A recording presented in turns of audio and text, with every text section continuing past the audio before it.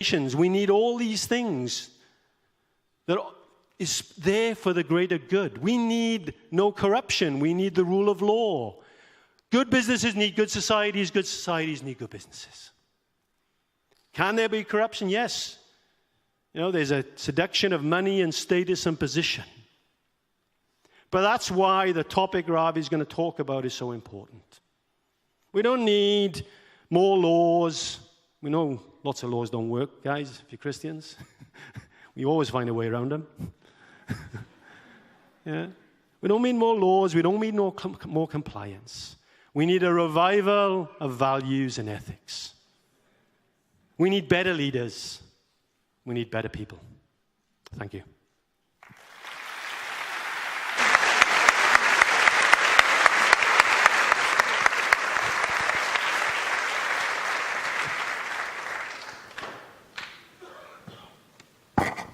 Fabulous, articulate, wonderful. Thank you, Mark. Food for thought, huh? It's why I love working with business leaders and introducing that concept of you can be pastoral, you can lead people pastorally, and you know what? They don't reject that thought. I recently heard a podcast where our keynote speaker this evening was answering a difficult question. I think it was a university setting. The question was surrounding the issue of women in church, and I observed the pain of the young man who was asking the question. Ravi's answer was not only erudite and theologically conclusive, but more than that, his words were woven with the patience of a gracious and wise teacher and the soothing understanding of a good and kind father. The grace in his life to communicate the gospel of Christ over 44 years has seen him speak into the lives of presidents and prime ministers and captains of industry. He carries a huge body of credentials, too long to mention, in the form of theological training. He is one of the world's foremost apologists. When I looked him up on Wikipedia, as one does, he was described as a defender of the faith, and I could hear the trumpets blowing as I read that. But this thought struck me. I don't know that he is. I believe he's a bringer of beautiful truth. And in that truth, defence is brought forth. Ladies and gentlemen, it's very hard to introduce a man who I admire. We play his programs on Rima.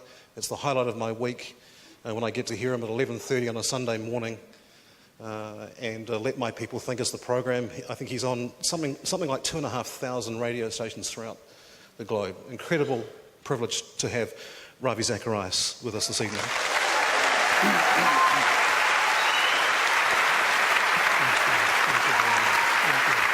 Thank you so much. Thank you. Thank you. Please be seated. Thank you.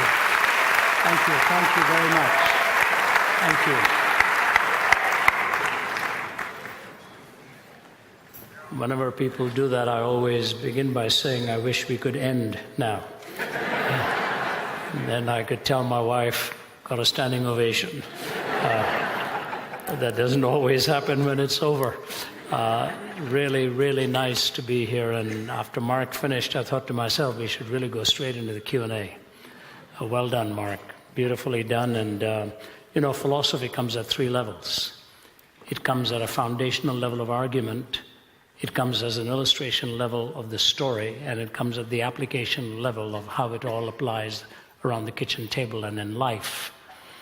And what you heard was how best to apply it at the kitchen table level in life, but just enough of that foundation given why the argument holds and how the story is lived out day to day in business and in individual lives.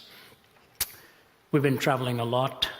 I began some days ago, started in Dallas, Texas, and went from there to Houston, from Houston to Dunedin, and that we had a few birthdays along the way on that one. From Dunedin, we have just come here for tonight. We leave at the crack of dawn for Kota Kinabalu in Malaysia, and then on from there to Thailand, and then to India, and then to Seoul, Korea, where we get home about the 18th of March. So the body takes a beating, and you show up, whether in the body or out of the body, you cannot tell, but you're there. And my voice took a beating, but it's gradually recovering. That Manuka honey is extraordinary. It's amazing. It's amazing. It's extraordinary both for the throat and for the wallet. Especially if you believe everything you say about the numbers out there. But it's great to have had that. My wife asked me yesterday, how are you doing? I said, I don't know whether it's honey or what, but I'm doing better. And the voice is regaining. So thank you. I want to thank Pastor Martin for opening this church up to us. Very kind of you, sir. Very gracious of you to do it. And also to Rodney for working hard behind the scenes. I don't know how long ago all of this began. I'm just told where to go, and I show up. And the plane stops, so you get off. I was told that this is where we were to be. But New Zealand's been one of my favorite countries. Wonderful, wonderful to come here. So beautiful. Some of my dearest friends on earth are right from here in Auckland. In fact, one of them is here tonight. I've known him for about 50 years now, and it's just wonderful to look forward to a cup of coffee at the end of the evening. We knew him well as a family friend. Bruce Robinson is here, just a wonderful dear buddy of mine.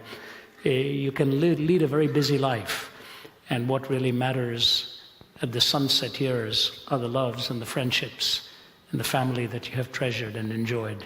So it's wonderful to be here, albeit for a few short hours. And to add more beauty to it all, the two cricket teams are staying in the same hotel we are. So that took a lot of sacrifice for me to come. I saw some of the Indian cricketers in there. I don't know what they were doing, probably scouting or whatever. I wanted to go and give them a few tips, but they didn't take it. The question before us, the whole question of ethics. Let me start off with a funny story. You may have heard me tell it. This Indian guy is in a plane, and he's sitting next to Einstein. Now you know the imagination is running riot. So he looks at Einstein, and Einstein says to him, we've got a long journey. It's going to be a long flight. Why don't we play a game as we go? So the man says to Einstein, what's the game you want to play? He says, let's play a question of questions. I'll ask you a question, and if you can't answer it, you pay me $50. The other guy said, you're Einstein. He said, yeah, but it's okay. We'll level the playing field. Then you ask me a question. If I can't answer it, I'll pay you $500. So if you can't answer it, you pay me $50. If I can't answer it, I'll pay you $500. The guy said, for an Indian, that's very appealing. He said, okay, we'll do it. So he goes to town. So he told Einstein, you go first, since you proposed it. So Einstein said, I'll make it simple. How far is the moon from the earth? And the Indian, most Indians are engineers.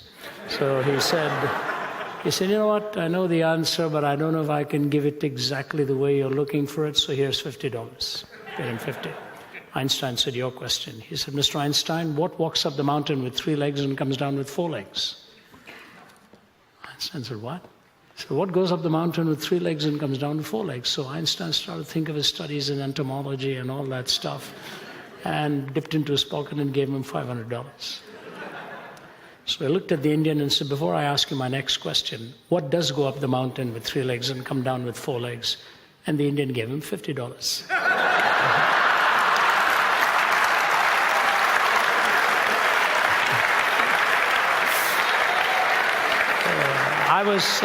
I was in, the moral of the story is don't get into a question time with an Indian. You'll never get out of it. Some years ago, I just left somewhere in the Orient and arrived in Newark, New Jersey. It was a long 14 and a half hour flight. You look like a passport picture when you get off that kind of a flight. So I went to the gate and I looked at the marquee. It pointed to a different flight. So I said to the lady sitting at the corner, is this flight going where the marquee says it's going, or is it going to Atlanta? Where I want to go. She said it's going to Atlanta. I said, oh, that's good. So I turned around to go and get myself a cup of coffee, and I heard the patter of feet behind me. And she tapped me on the shoulder, the same lady. She said, excuse me, are you Ravi Zacharias? I said, I'm afraid so. Yes, I'm Ravi Zacharias. She said, that's amazing. That is so amazing. I didn't know you had questions also.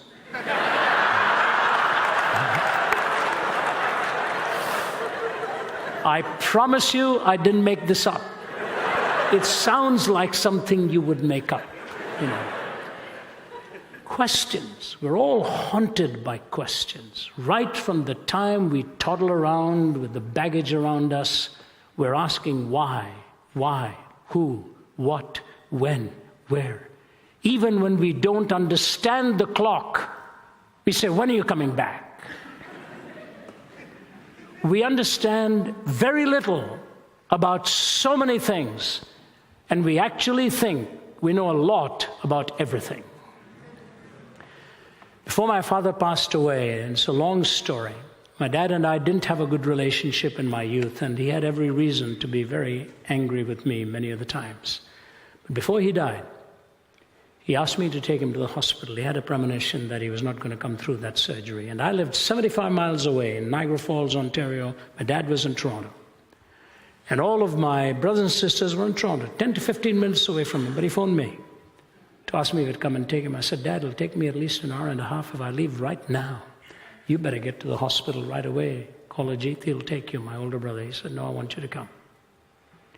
So I drove. And as I was driving him to the hospital, I realized why he'd asked me for that. And one of the main things he wanted to say to me was to apologize for the hard years in my youth where he'd roughed me up pretty bad. But then the fascinating thing about what he said to me was, he said, you know, son, I always thought I knew so much. Always thought I knew so much. And when I looked at your life, I thought you were going to be a total disaster. I was just trying to shame you into reality. I didn't see what your Heavenly Father saw. And I just want to say I'm sorry. We think we're all mistakes. You do it, I do it. We think we know so much. And I want to talk to you tonight about one of the most important questions, but I'm going to flip the response after I raise the question in order to deal with this issue of ethics, meaning and purpose. C.S. Lewis said when a ship goes on to the high seas, it has to answer 3 questions. Number 1, how to keep from sinking. Number 2, how to keep from bumping into other ships. The first issue deals with personal ethics. The second deals with social ethics. How to keep from sinking, how to keep from bumping into other ships. He said, but then comes the most important question. Why is it out there in the first place? Why is the ship on the high seas in the first place? He said, that is essential ethics. That gives you the essence from which you derive the personal and the social ethics.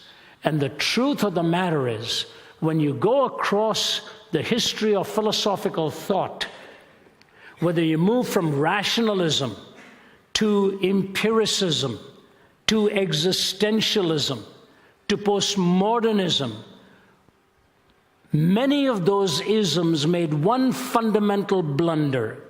In taking the finger of one discipline, they thought they were grabbing the fist of reality. In taking the finger of one discipline, they thought they were grabbing the finger of reality. Yes, there is a place for rationalism, meaning reason has a supremacy in dialogical discourse. Yes, there is a place for empiricism. You walk into the lab and you measure what happens when A is joined to B. The scientist does that all the time. But please take note. The scientist may know what happens when you put A and B together, but there's nothing in science that gives him the imperative as to why he should tell us the truth. That is not from physics. That is metaphysics, or dare I suggest, those are transcendent spiritual realities which make a reference to an objective moral framework that must superintend over everything that we do, whether it's in the lab or outside of the lab. So yes, there was a place for empiricism. Existentialism, will, meaning, yes, a place for that. And then you come to postmodernism, where community became so important. But somewhere between the middle of the 19th century and the end of the 19th century, a philosophy was taking hold that was popularized by the German philosopher Nietzsche, who popularized the phrase, God is dead. Now, ironically, Nietzsche was the son of a pastor, and both of his grandfathers were in the ministry, but he lost his faith in God. And the ironic thing about him is he did say this: if what I'm saying is true about the death of God, two things are going to happen in the 20th century, the next century. Number one, a universal madness will break out. And number two, the 20th century will become the bloodiest century in history. He was right on both counts. In a sense, he embodied the first. The last 13 years of his life, he himself was moving between sanity and insanity as his mother sat by his bedside watching this brilliant mind waste away. And in the 20th century, we killed more people than the previous 19 centuries put together in warfare. Turned out to be right. But this is how he said it. Have you not heard of that madman who lit a lantern in the bright morning hours? And he ran to the marketplace and cried incessantly, I'm looking for God, I'm looking for God. As many of those who did not believe in God were standing together there, he excited considerable laughter. Have you lost him then, said one. Did he lose his way like a child, said another. Is he hiding? Is he afraid of us? Has he gone on a voyage or emigrated? Thus they shouted and laughed him to scorn. But the madman sprang into their midst and pierced them with his lances. Where is God? He cried. I shall tell you, we've killed him, you and I. We are all his murderers. But how did we do this? How were we able to drink up the sea? Who gave us a sponge to wipe away the entire horizon? What did we do when we unchained this earth from its sun? Notice the series of metaphors and the questions here now. Whither are we moving now? Away from all suns? Are we not perpetually falling backwards and forwards and sidewards in all directions? Is there any up or down left? Are we not straying through an infinite nothing? Do we not feel the breath of empty space? Has it not suddenly become colder? Is not more and more night coming on us all the time? Must not lanterns now have to be lit in the morning hours? Do we not hear anything yet of the noise of the grave diggers who are burying God? Do we not smell anything yet of God's decomposition? God's decomposed too, you know, and he's dead. He remains dead, and we killed him.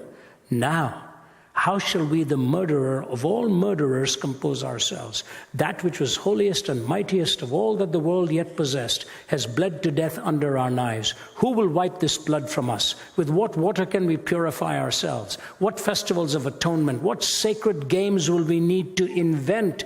Is not this the greatest of deeds, too great for us? Must we now not ourselves have to become God, simply to seem worthy of what we've done? There's never been a greater deed, you know, and whoever shall be born after us for the sake of this deed will be part of a higher history than all history hitherto. But this tremendous act is still on its way, still traveling, and has not yet reached the ears of men. Lightning and thunder require time. The light of the stars require time. Deeds require time, even after they are done. It has been related further that on the same day that this madman entered diverse churches and there sang a requiem, Aeternam Deo, let out and quieted, he said to have retorted each time, what are these churches now if they are not the tombs and sepulchres of God? God is dead. We killed him. You know what I like about Nietzsche? He's not just poignant. There is a vulnerability in what he is saying. Who gave us a sponge to wipe away the horizon? Is there any up or down left? Have you noticed in politics it's only right and left? There's never an up and a down? Oh, he's a right-winger. He's a left-winger. We never ever talk about an up and a down, and as Mark has well said, because that would be considered almost lunatic. And yet what we've really done is demonstrated the lunacy of how we live without an up and a down, without a transcendent moral point of reference. And so 4 things happen. I will mention the first 2 quickly, and then briefly, a little more than briefly, and the last 2 I will keep very brief. The first is this: if God is dead, what will become the point of reference for moral reasoning? Where do we turn to? I know philosophers have tried to. There was one guy in Dunedin who said he could actually come up with a superior moral immorality with secularism. How ludicrous. Why? How does he know it's superior? If there's no point of reference, how is it superior? It's his point of self-referencing maxims. That's all it is, platitudes. Why is my ethic any better than your ethic? What audacity for me to say that I have a superior ethic to yours. Try telling that to some people who are willing to lop your head off if you actually believe that. The fact of the matter is, philosophers have struggled and struggled with this issue, and I want to read just one or two statements from staunch atheistic philosophers. Here's Kai Nielsen, the prolific atheist from the University of Calgary in Alberta. Here's what he says: we have not been able to show that reason actually requires a moral point of view. That really rational persons, unhoodwinked by myth or ideology, need not be individual egoists or classical amoralists. Reason doesn't decide here. The picture I have painted for you is not a pleasant one. Reflection on this depresses me deeply. Pure practical reason, even with a good knowledge of the facts, will not take you to morality. Bertrand Russell says this: you know what? I somehow cannot live as though ethical values were simply a matter of my personal taste. And so I just say to you, I find my own views incredible. I do not know the solution. Prolific atheistic philosopher Richard Rorty: if moral imperatives are not commanded by God's will, and if they are not in some sense absolute, then what ought to be is a matter simply of what men and women decide should be for themselves. There is no other source of judgment. These are atheistic philosophers. This depresses me, says Kai Nielsen. There is no rationally compelling reason for me to be moral. And you know what? That was the very rationale behind the Hitlerian onslaught in the Third Reich. He took the writings of Nietzsche, Adolf Hitler did, and personally presented Nietzsche's writings to Stalin and Mussolini. What did Stalin do? He was a seminary student preparing for the ministry. I heard these stories personally from the mouth of Malcolm Muggeridge when we spent an afternoon together. Followed it up and footnoted it. Paul Johnson, the historian, also tells these two major stories. Number one is this. He gave up his belief in God. In fact, he was such a threat to what potentially could happen with his own demagoguery that even Lenin became fearful of where Stalin was going to take the country. He was not a big guy. Stalin was not even his real name. It was a nickname, being a man of steel.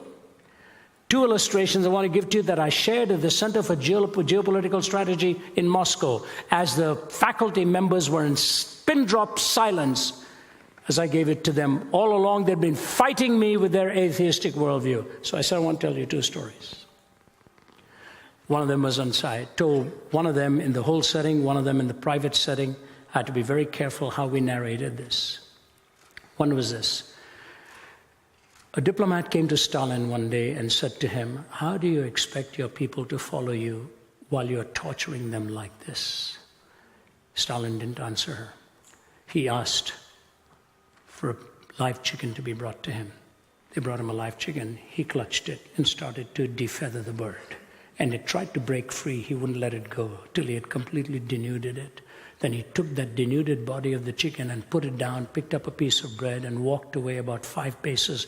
And the chicken hobbled over towards him and nuzzled between his trouser legs. He bent down with the bread in his hand and started to peck away at the bread. He said, do you have your answer, ma'am? I've tortured this chicken. It'll follow me for food the rest of its life. People are like that chicken. You torture them and they will follow you for food the rest of their lives. And he killed 15 million of them. Stalin told me, he personally interviewed Svetlana. Muggeridge told me that when Stalin was dying, his daughter, Svetlana, was by the bedside and told Muggeridge this story, and in a BBC narrative, he told it. So she's standing by her father's bedside. And he's hallucinating, saying wolves were coming to attack him. But the last physical act he did was to half sit up in bed, clench his fist at the heavens one more time, put his head back on the pillow, and he was gone. The last physical energy he expended with a clenched fist against God. He took the logical outworking of what Nietzsche had said and treated man as nothing more than mere randomly produced by time plus matter plus chance. See, you may be a moral person, and I'm not saying atheists are not moral people. That's not my point at all. I'm just saying there is no rationally compelling reason in a pluralistic society for anyone's ethic to be superior to anybody else's ethics. They're all a whim of society and social constructs and culture. The moral reasoning fails. Where do we get our ethics from? Number one, you fail in finding an absolute point of reference for a moral law. Number two, you fail in your struggle, a very important struggle for meaning. Life hungers for meaning. I can tell you this after visiting scores of campuses after 40 years of an itinerant. We really don't hear a new question. My Muggeridge used to say all new news is old news happening to new people. And so the new people keep asking the same question. And you know who are the loneliest ones in our world today? Either the high and mighty who have it all in fame and success and fortune, or the young who've enjoyed and indulged so early in life, they've come away empty-handed and they say, what have I got? What have I got? When I was a young speaker starting out living in Toronto, Canada, I was driving on the 401 highway in Toronto once. It was a cold, wintry, snowy night, and on the side of the highway, there was a boy just relatively swaggering on his legs. I thought, what is he doing on a snow-drifting night on the highway? He's going to get crushed. So I gradually, you've got to be careful on those icy roads. I pulled over on the side, and I waited till he came over. I said, are you okay? He said, can you take me home? I said, where are you going to? He told me where he was. I wasn't going in that direction. I said, get in the car, I'll take you. His first name was Lorne. And I started to talk to him, and he looked like a man in deep trouble. I said, Lorne, I'd love to get together with you if you don't mind. Here's my phone number, here's my address, give me yours too. I'm leaving early tomorrow morning to Midwest Canada. I'll speak there when I come back. I'll get in touch with you. He said, you're a kind man. Thank you, thank you. I dropped him off at home. It was too late. By the time I came back a week later, he had burned himself to death. But not before he mailed a piece of poetry that he'd written and sent it to me. Lost in a world of darkness, without a guiding light, seeking a friend to help my struggling, failing plight. So all of you good people just go on passing by, leaving me with nothing but this lonely will to die. For somewhere in this lonely world of sorrow and of woe, there's a place for me to hide, but where, I do not know. For no matter where I go, I never will escape the devil's reaching, clutching hands or the drink of fermented grape. So maybe out of my grief and anguish, some poor wandering boy will see and build his own life pure and good and free. He become a slave to his habits. I've met young men, and remember my colleagues who travel with me will tell you, whenever I tell them my story of trying to kill myself at the age of 17 and how I came to know Christ on a bed of suicide, there's always somebody in the audience who stands in line and tells me, you know what, I'm struggling with it. I'm struggling with the same thing. The suicide rate in Belgium is so high right now that they are not calling it suicide anymore. They are calling it opting out of life. Opting out of life. Meaning, that hunger for meaning. Why am I here? What are the high seas about? Why am I out here in the first place? Moral reasoning demands we give an answer to life's essential worth and meaning. And I've said this in many, many places. You see, God gave Moses 613 laws. It's a lot of laws.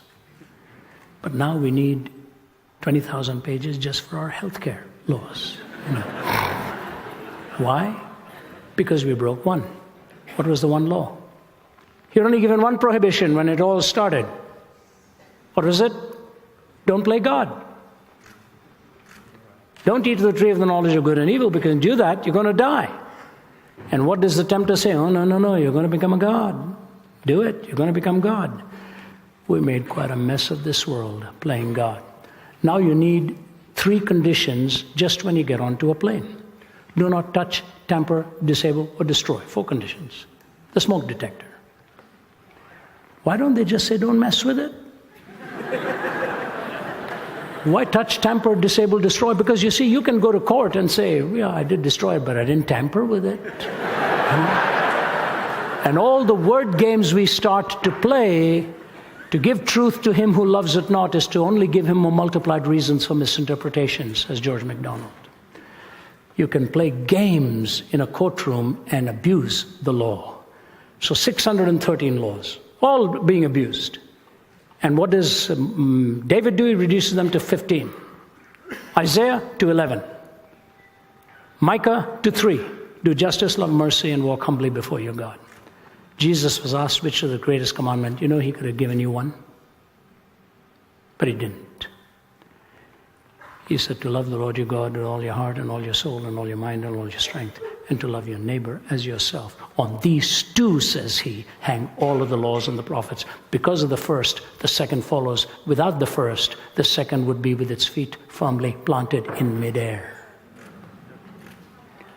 The vertical gives you the imperative for the horizontal. That's when you find meaning. When God says to you and to me that we are created in his image, which gives me moral reasoning and self-determination. The hunger for morality, the hunger for meaning. Thirdly and quickly, the hunger for hope. That life ought not to end with its 80 years and 10, or justice would have been prostituted and violated. There is an eternal judge. But I close with just the 4th.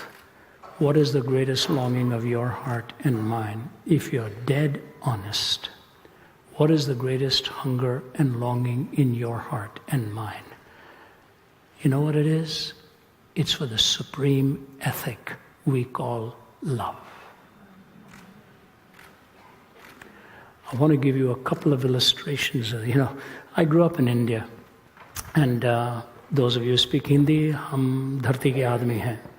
I'm a person of the soil. And there's a Hindi song that says, Na main Bhagwan hu, na main shaitan hu, june duniya jo chahe, samjho main to insan hu. I'm not God. I'm not Satan. I'm merely a human being.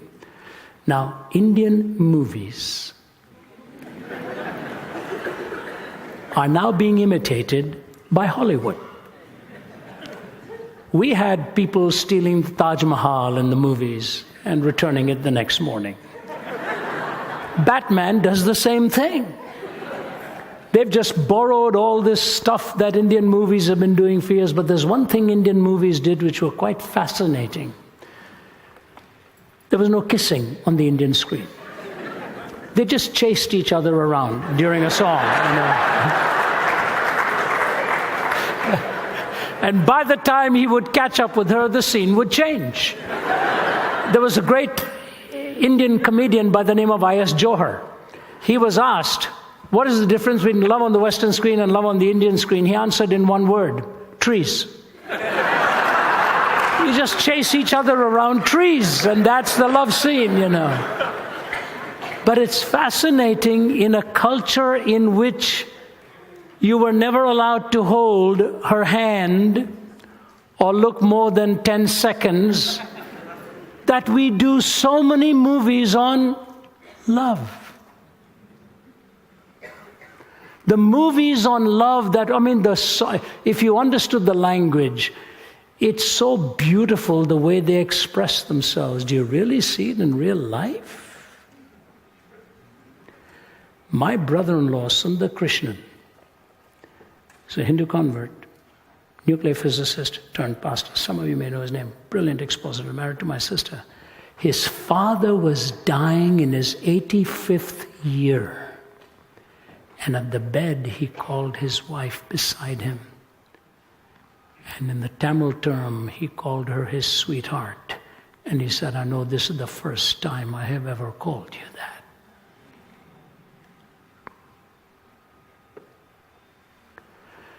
We long for it. The cultural constraints sometimes handcuff us. My little grandson Jude He's an amazing little boy. A corporal once said to Winston Churchill, "Sir, have I ever told you about my grandchildren?" Churchill said, "No, and I want you to know how much I appreciate it." So I don't want to tell you too much about grandchildren. But my grandson Jude, he's quite a character. He's 5 years old. He sits around the table and he'll talk up a storm. One day he looked at me and he said, "Papa, what is the meaning of sophomoric?" I said, "What?" I said to my daughter, "Where does he pick up all these words? Sophomoric?" I sounded sophomoric trying to define it for him. But here's the little guy. He thinks so deeply, he will shock you with the things he will say to you. When he was 3.5, my daughter Naomi is a wee little gal, beautiful gal. She'd lost her car keys and running around the house couldn't find it. Slapped her forehead and said, "I must be losing my mind." And Jude came and stood in front of her. He said, "Mommy, whatever you do, please don't ever lose your heart, because I'm in there." 3.5-year-old boy. Who taught him that? Who taught him that? 3.5 years old. My father-in-law died at the age of 85. He was an engineer with Shell all his life. One of the finest men I ever knew, Lindsay Reynolds. Had 4 daughters. The biggest grilling I ever took in my life was when I asked him for permission to marry his daughter. The questions he asked me, I thought, my goodness, I thought pre-med was tough. When he was diagnosed with a tumor in his kidney, from diagnosis to death, it was 4 months. He was 85, and he shriveled down to a bag of bones. Bruce was in the audience, knew him well. While he was wasting away, he couldn't speak anymore. And he was silent for days. I flew out to have some meetings. I told my wife, I said, "Honey, I'll be back in 3 days. I hope your dad can hang in there. He's really not saying anything anymore." So I flew back. When I arrived, she said, "You missed it. He died just a couple hours ago." She said, "Ravi, I've never seen anything like it in my life." He'd been silent, and his eyes opened.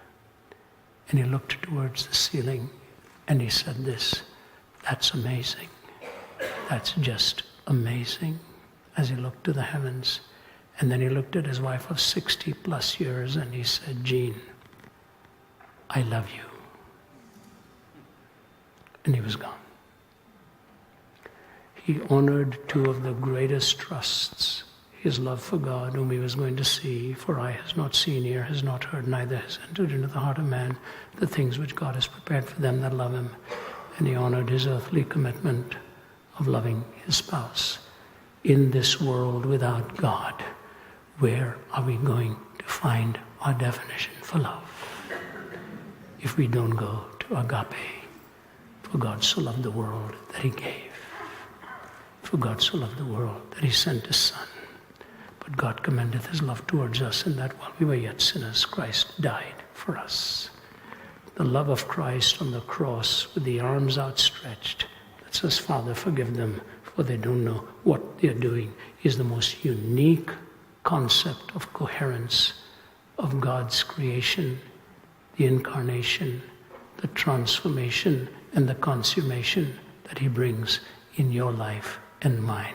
With that coherent worldview, we know why we're out on the high seas in the first place, and that helps us to keep from sinking and to keep from bumping into other ships. And it is Christ who commands me to even love those with whom I disagree. So I say to you, without God, moral reasoning, without God, meaning, without God, hope, without God, love, how do we define those 4 categories? Without God, morality, hope, meaning, and love. With God, all of those are pregnant with meaning and give you the fulfillment for why we are out here in the first place. We will be delighted to answer your questions. Mark and I have agreed he'll take all the tough ones. I'll take the simple ones. So God bless you.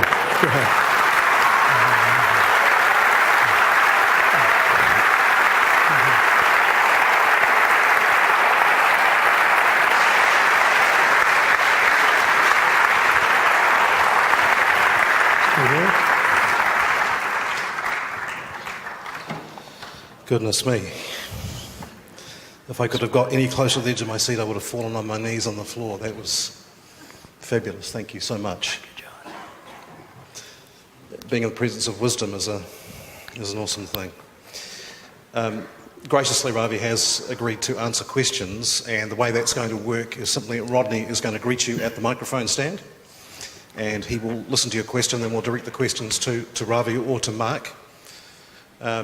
At the conclusion, and we're doing questions for about 30 minutes, at the conclusion there will be some ministry time, and there will be people who just love to engage with you about the mysteries of the gospel and to talk about the love of Jesus. So if you've got questions in your mind, there will be people here specifically to help you do that.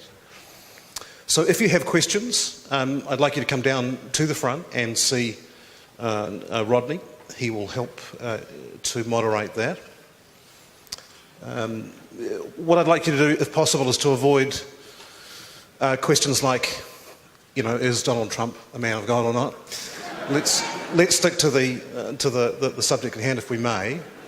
I'm sure there are not too many questions which will vex our guest, and if you've seen any of his work on podcasts or listened to him on the radio, you know that he is well considered in his answers, and they are beautiful. So we are on. Hi there. First of all, thank you very much for that. It was an honour to be here and hear you. I have a question about strategy for apologetics and evangelism going forward. What should the loving Christian response be to an increasingly existential, pluralistic world that views our loving message as irrelevant and hateful? I'll be glad to talk about it as a calling, and I'll let Mark talk about it as living it out, because he's obviously done it so well, and both of those aspects are within your orb of questioning there. When you go into it in the way, say, our team does, and we've got nearly 50 of them, as we were told earlier, in 15 countries on every continent. If you're doing anything as a calling and as a profession, you have to put in the hard work. There is no doubt about it. In fact, most of our younger ones, and Rodney was very kind in saying they were as good as what I represented, that was very kindly stated, they're better. They are better. They are doing things at their younger age that I was never able to do. And they have caught on so well what the DNA is of 1 Peter 3:15 and 16, to always be prepared to give a reason for the hope and an answer to one who asks of you, and to do that with gentleness and respect. We are living in a world of a graduate level skepticism, all right? And you cannot set a tepid Christianity beside a scorching paganism. You have to do your homework. You have to study hard. Most of the younger ones are having done for them what I wish somebody could have done for me when I was younger. We are getting them all the way through their PhDs at very prestigious universities. Why? Because it opens a lot of doors for them, and they need to get into the academic arena. But the most important thing is that they don't get intoxicated with the letters against their name, but that they have a humble heart and a servant spirit. When Jesus was asked to describe the kingdom, he didn't take a scholar, he took a child and said, if you don't become like one of these, neither will you enter into the kingdom. So humility with capacity to learn and build and understand. So professionally, our pastors are going to need more and more rigorous training, and it's hard. Being a pastor is one of the most difficult things in the world, or an educator, wherever you are. So in a calling, go the distance, do your best, work hard. That is only one level. Not every one of us is called to do that, and so I'll let Mark deal with how you deal with this in a day-to-day level, and I'm sure he has given that a lot of thought too. I think it's a great question. Apologetics is often seen as argumentation. And New Zealanders don't like conflict. I've been here 14 years, and I've learned the hard way that's true at times. But they do enjoy conversation, and I think conversational apologetics, where you're relaxed, is important, and especially in a New Zealand context. You know, there's a guy called Greg Kuchel who does good stuff, and he talks about knowledge, character, and wisdom. You do need a bit of knowledge, but you don't need to know everything. In fact, the best knowledge sometimes is having good questions, and I find that being on boards of organizations. You know, bad directors spout what they know rather than ask good questions of the executive, because good questions make people think. So some of the best thing you can do in conversation is just ask good questions. Well, why would you believe that? You know, what's your reasons for that? Rather than feel you've got to have all the answers. Character, you know, again, is the humility to not feel that pressure, you've got to be right, etc. Character is actually, you can't profess to be one thing and then be this screaming, nasty person, because people are not going to listen to you either in conversation. And the wisdom is, I think wisdom is constantly both hands, and I think the message in this is truth and love. Truth and love. Your motive is not to be right and win arguments. Your motive is out of love, wanting to bring truth into a situation. And there's two equal and opposite errors, I think, in the public square, and that is the error of privatizing your faith, and being almost frightened to even mention it. And the other error is to be the weird Christian in the workplace who's just screaming at people. In the middle, you can have truth and love. So putting those together, knowledge, wisdom, and character, I think, is to think through. You do have to do some hard work, but don't be intimidated. And often, the arguments and the underlying principles on so many worldviews are not anything to be scared of. And have that confidence to just ask questions, because when you just ask a few questions, the walls often come tumbling down. Can I underscore one thing that Mark just said there, because it was a very important point he made. Questioning your questioner does two things. It opens them up within their own assumptions, and it determines the entry point of the discussion. And I always tell my team, remember that behind every question is a questioner. So you're not there. My mother used to say, once you've cut off a person's nose, there's no point giving them a rose to smell. You're not there to decimate the person. You're there to really win them. And Jesus always questioned his questioner. Good master, what should I do to attain eternal life? You and I would have had the answer in 4 points. Jesus said to him, why are you calling me good? There's none good but God. So are you calling me God? And if you're calling me God, will you listen to me? Or if you're not calling me God, are you telling me you can be good without God? See, he's immediately opened the person up within their own assumptions. So learn to ask good questions and respect the questioner. That's very, very key. Yeah.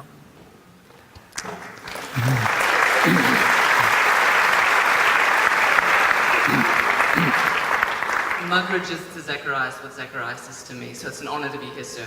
I work for a senior member of government and as an advisor, and I'm just wondering, with regards to the conversation today, how do you engage with ethics and morality when you disagree with policy and you need to do a good job, you need to support your boss, but it's foundational, it's nation-changing?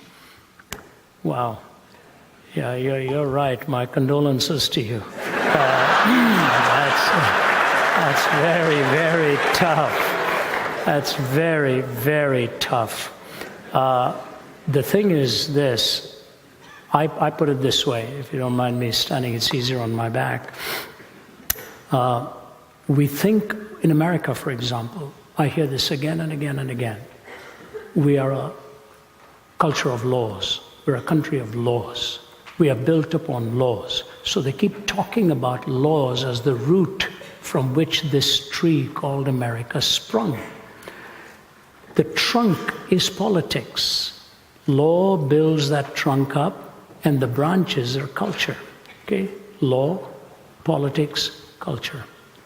And when I speak to them in the political arena, I ask them, what holds the roots? The roots don't hold themselves. They need a strong moral soil that holds the roots. The challenge in politics today is such a difficult one because of a pluralistic culture.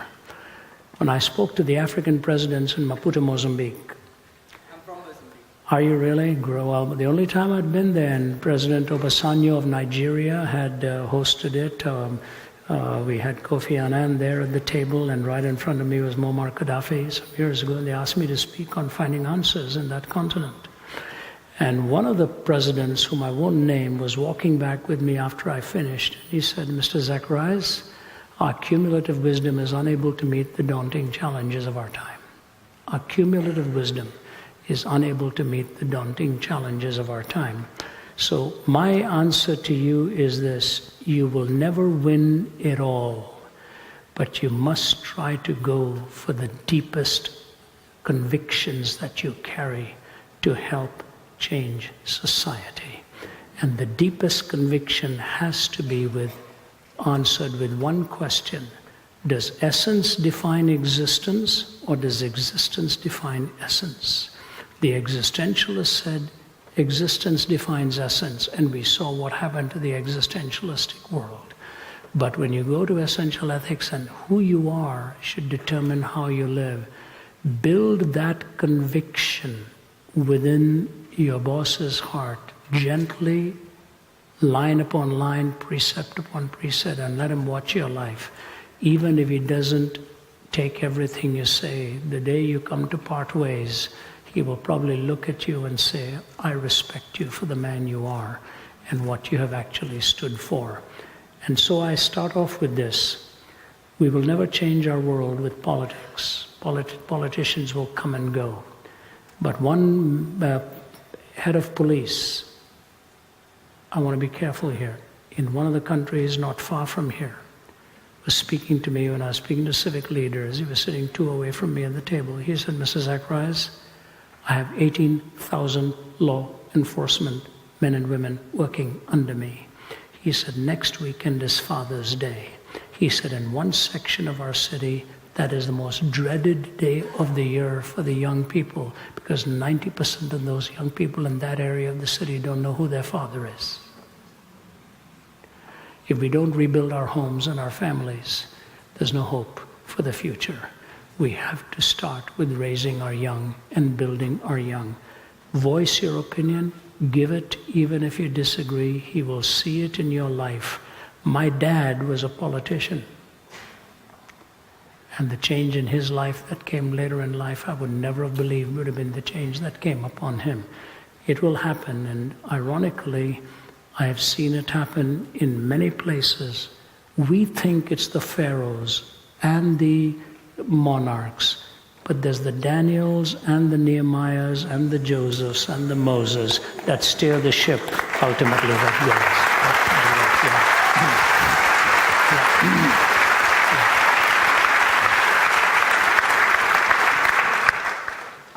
Fabulous. Goodness me. Thanks, Ravi. It's really great to hear you guys tonight. Just a very quick statistic. They say that if a child has been brought up in a Christian home and gone to church most of their life, by the time they reach 16, they've had more than 3,500 to 4,000 hours at church activities. I go around speaking to youth groups and I play the advocate of an atheist and ask them to push back on me. Most youth groups, the young people there will stare at me with a blank stare. My question is this, going on from what Mark said before. How do we reach this next generation with apologetics? I believe it personally has got to start in the home, but I see increasingly youth struggling under the secular worldview and being scared to stick up for their faith. And I don't want to turn them into, fire-breathing apologetics. And like you say, Ravi, we don't want to, cut off their nose and give them a rose to smell. But how do we give them that love for the lost and that knowledge to push back on this ever-increasing secular worldview?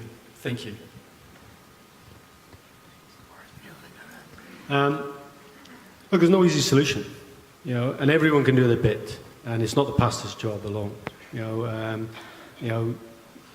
Ministry, mission, church, they're words that get distorted, and we start to think about them as narrow about certain individuals. We're the church. The The person who said to me when I went to work at the warehouse and stopped being an associate pastor in a church said, "Why did you leave the ministry?" I just said, "What? You serious?" Yeah. So we've all got a role. So everyone needs to do their bit as the people of God in your church, in your place. And then the question is, what's there to support and equip you? That's why Thinking Matters I support.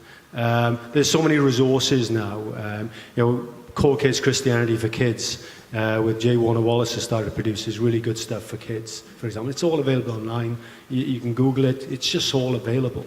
So I think inviting people to speak, connecting with Rodney, I think the more people who do their bit, and also pushing back on the distorted view of what apologetics is. I think a lot of people are frightened of apologetics because they think it's about arguing with atheists. It's all about complicated science stuff. And I think what I feel called to is more, it's simple really. What is reality and how do we know it? And then putting that into simple language is not there to look clever. And so everyone doing their bit will gradually move the dial. And that may not be motivational, but I think that's how things happen. So Rodney's been with Thinking Matters has grown stuff. Getting Ravi here. Confident Christianity has grown over the last few years. I'm actually delivering a course at Carey Theological College, which will be part of the theology degree in apologetics for the first time this year. So it will gradually grow. But we need to make sure it doesn't become the reason some pastors have become afraid of apologetics. When somebody turns up, tries to show they're intellectually superior, tries to be clever, have all the answers, and has no grace and no love. We've got to have both together. And by doing that, the thirst for truth, people are seeing this whole experiential, young kids aren't interested in this, is utter nonsense. They're deeply interested in it. They're deeply interested in the questions of meaning, as Ravi said, the questions of purpose, the questions of how to live. And so we've just got to work out how to do that. And the more people who do it, get the conversation going, use the resources that are there, the more we will shift the dial. Great. Can I just add to that, if I may? I've said to some people recently that my daughter recently turned 4,500 days old.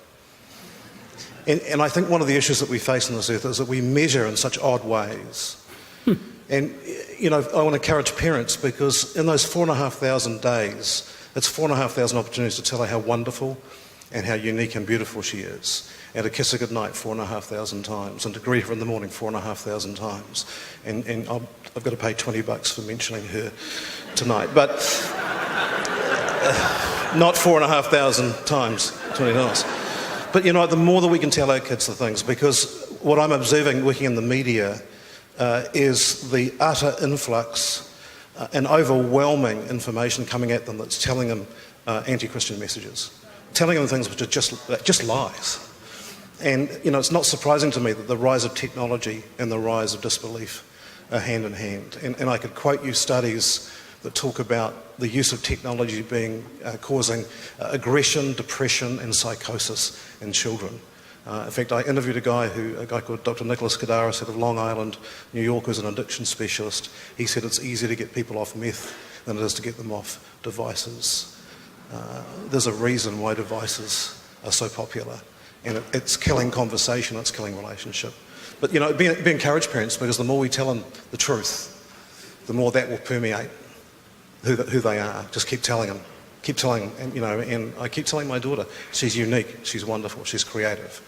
She's the image bearer, she's Imago Dei. She carries the image of God. Can I just add one thing? I'm an idealistic realist, I'm an optimistic pessimist. There's this two equal and opposite errors again. There's this, the world's going all bad, everything's wrong, etc. When we got to get used to the fact we're not in charge anymore. Whoopsie-doo. The Israelites were 400 years in Egypt. So let's get a God perspective for that. Relax a bit, but then do our best.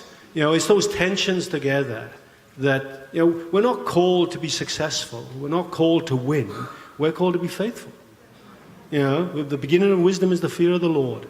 And so that brings a peace. It's not about our success. It's not about our performance. But it calls us to action. And, things might get a lot worse before they get better. That's irrelevant. God's in charge. Yeah. Thank you. I think we've got time for I think just one more question. Yeah, my question for the panel is, political correctness has overtaken the world big time. A yes is not a yes anymore, and a no is not a no. And I have always stand up for what is right based on biblical principle, and I get funny looks all around. Just to give you an example, I turned up one morning at my organization where I do some voluntary work, and there was this huge mirror standing in front of my desk. So I guess I got the message. So I wrote a note by Mac Davis. The song goes like this: "Oh Lord, it's hard to be humble. The more I look in the mirror, the better I think I am." So, but we are trying the best as I can. Would you like to comment on this political correctness? It just seems to erode our values and our morals, maybe. Yeah. I appreciate what you're saying. Actually, the erosion of values is what produced political correctness.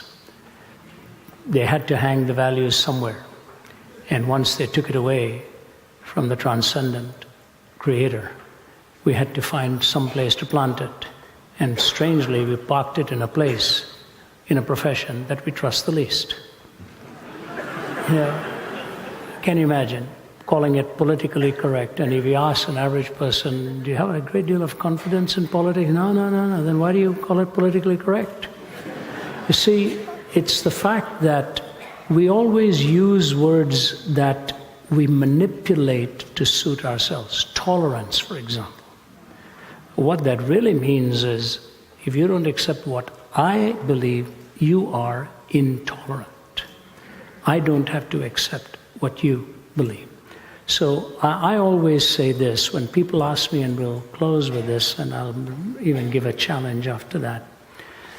See, when we talk about ethics and we talk about culture, Paul Tillich, the famed German theologian, said, religion is the essence of culture, and culture is the dress of religion.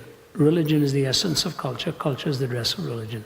So when I'm asked a thorny social question, I always respond to them by saying something like this. I say, I will answer your question, but it could be a trick question you're asking me to try and finish me off. I say, so what I'm asking you is this: what culture do we live in now? There are three types of culture with belief that works itself into ethics: theonomous, heteronymous, autonomous. Theonomous means theos, nomos, God, law. That God's law is in the heart of people, and we live that out. So we call that a theonomous culture. There are very few theonomous cultures now. There are theocratic cultures which dictate for the masses. But theonomous meaning we have the law of God so in our heart that we naturally think in those terms. Once upon a time, we called that natural law. Americans, once upon a time, believed in natural law.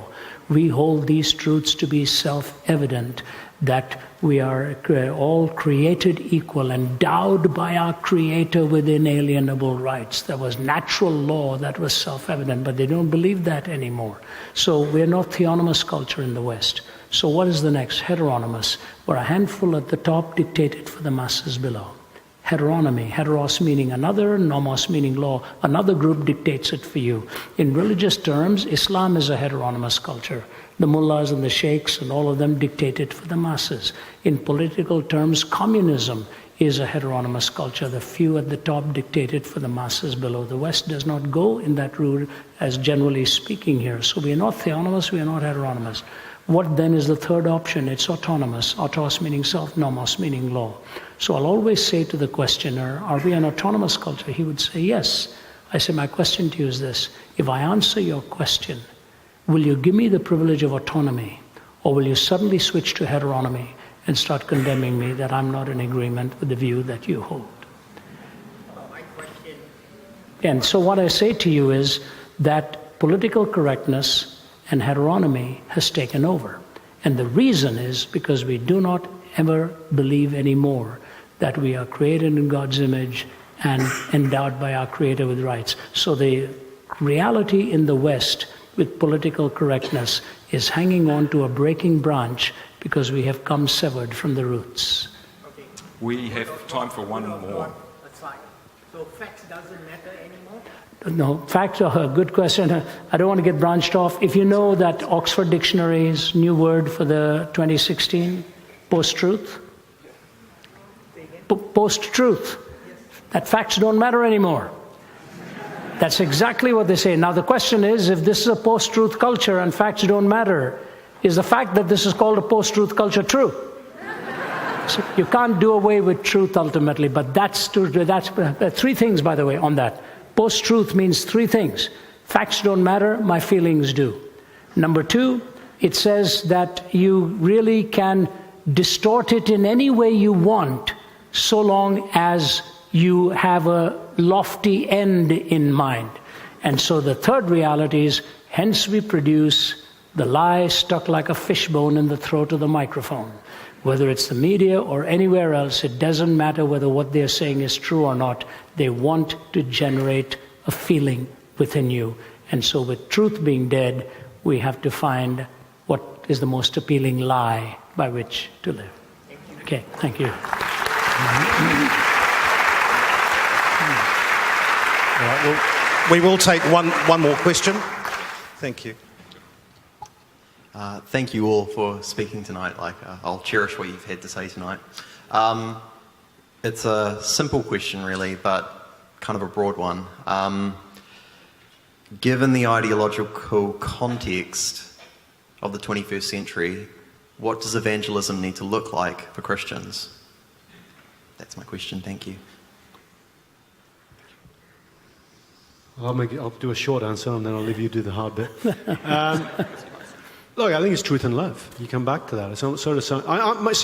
I like to take complex and make it simple. Yeah, I like to take complex things and try and make it simple. And obviously, sometimes I think we overcomplicate stuff. Love God, love others. You know, the greatest commandment. Truth and love. So we've got to get equipped. You know, the previous question. What have we done? We've not been smart enough. You know, I think. You know, we do have to get equipped, we do have to get knowledge, we do have to build character, we do have to be wise when to speak and when to not to speak. And when I said we've got to be used to being in charge, our posture often is one of power and dominance. I don't think it's a bad thing for us to take a posture that's not in that position. Yeah? And the early church wasn't in that position, yeah, as well.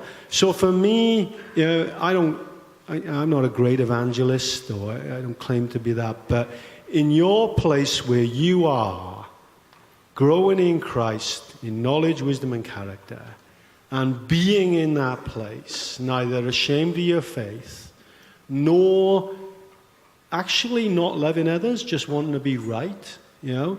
The starting point is to have move to a position not of judging others, that knowing, understanding, appreciating, then you can evaluate and talk into that, and they'll listen. You know, generally. So the more people we can build and grow into those positions where they seem to have wisdom, they ask good questions, they perhaps, you know, when somebody says, what do you think about homosexuality? What do you think about X? Well, the first, you ask the question, are you a tolerant person before I answer that? You know, rather than diving in, you know, to what you might think or not. Being smart, equipping yourself, and I think is the key thing. You know, and celebrating their diversity in that. You've got passions that God has put on your heart. Actually, the passion for apologetics is quite a small minority. I actually think that's probably a reason.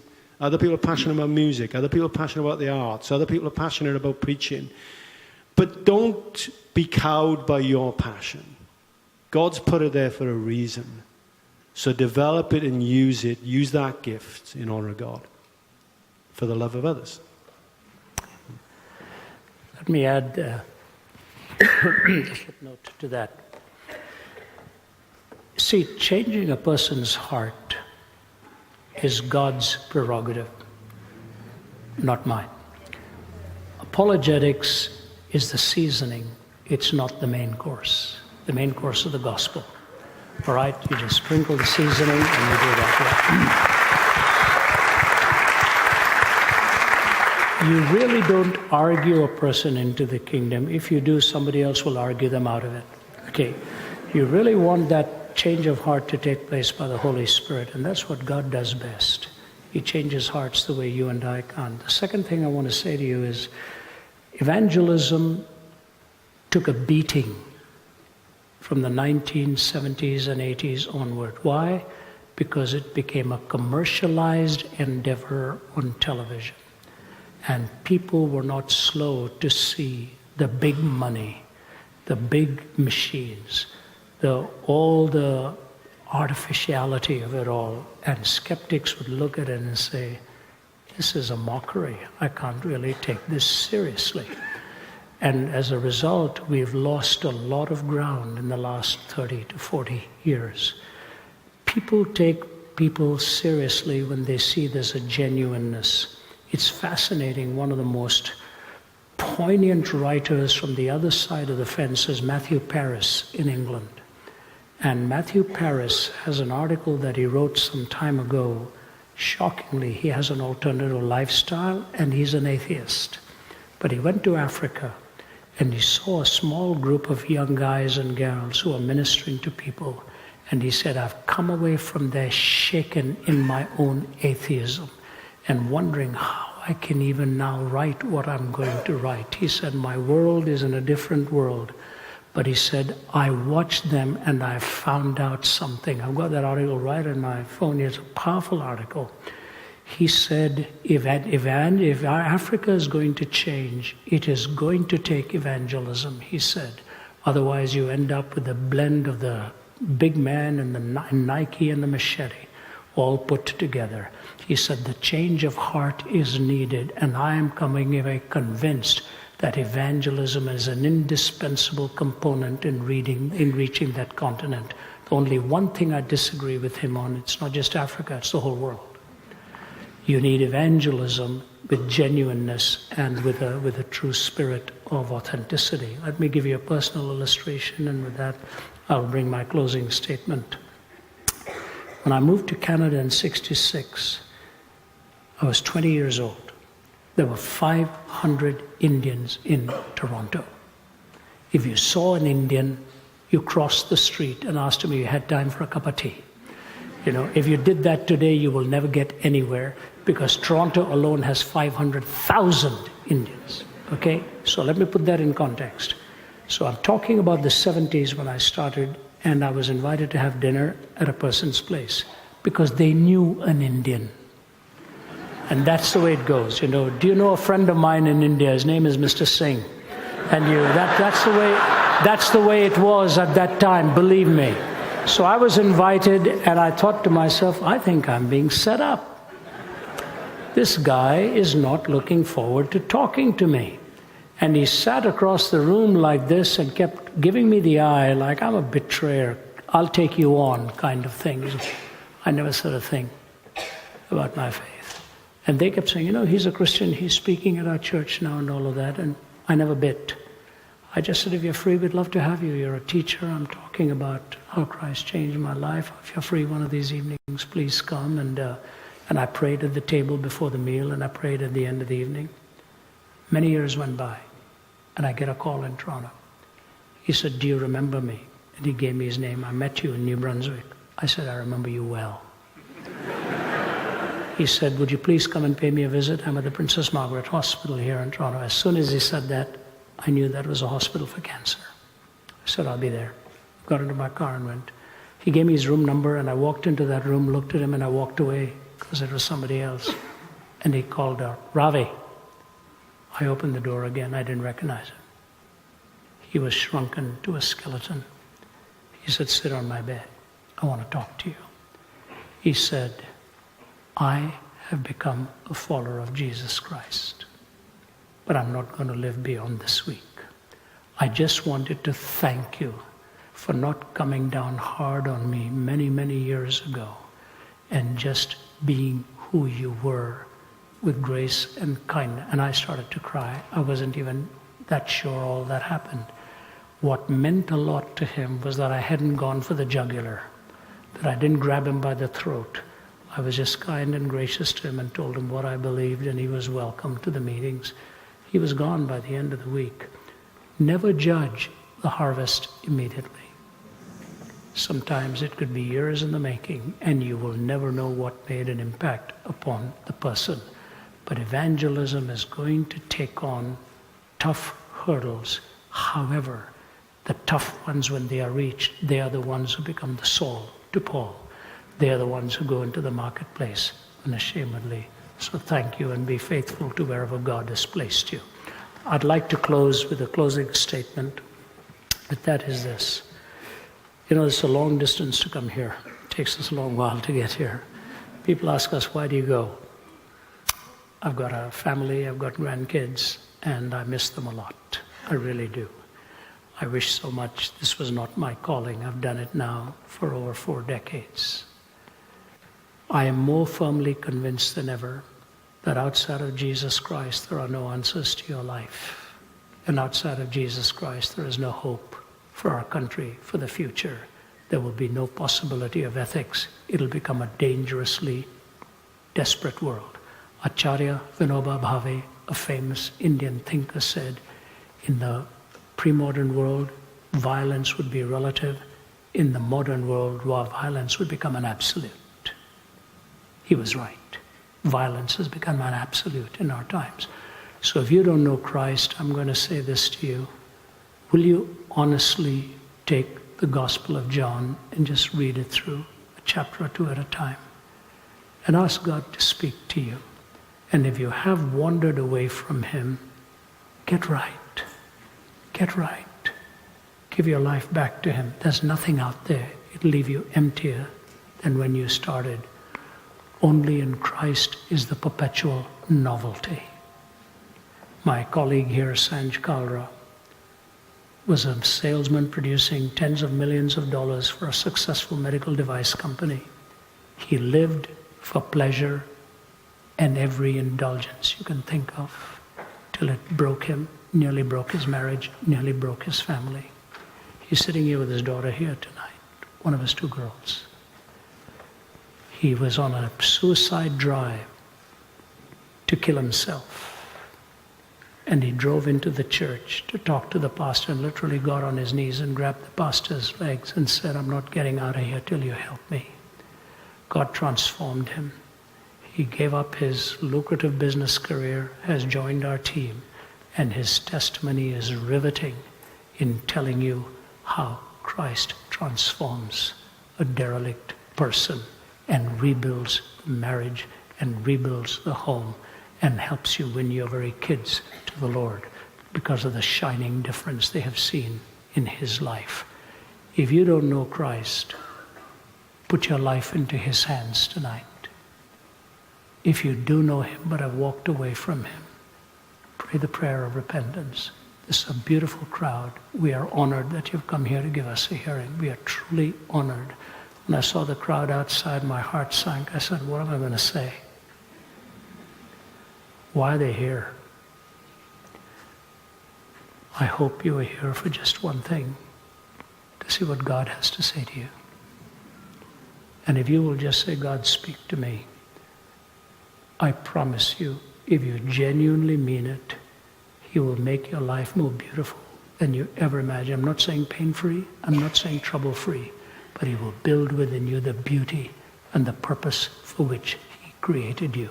And there's only one like you. Nobody else can replicate you. Ask Him to do the miracle in your heart. And I'm going to ask you to bow your heads and pray with me now.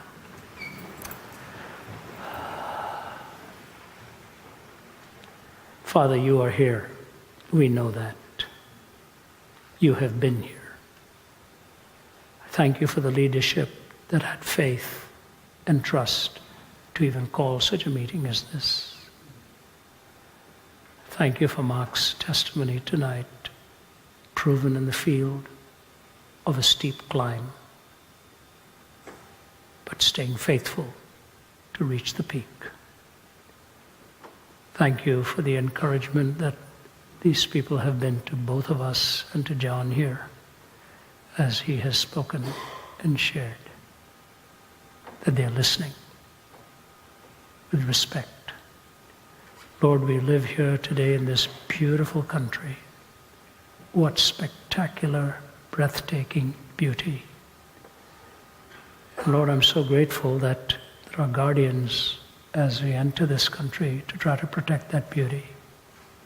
And yet there is a plundering that's going on morally and spiritually, and nobody knows what to do about that. I pray for New Zealand, pray for its people.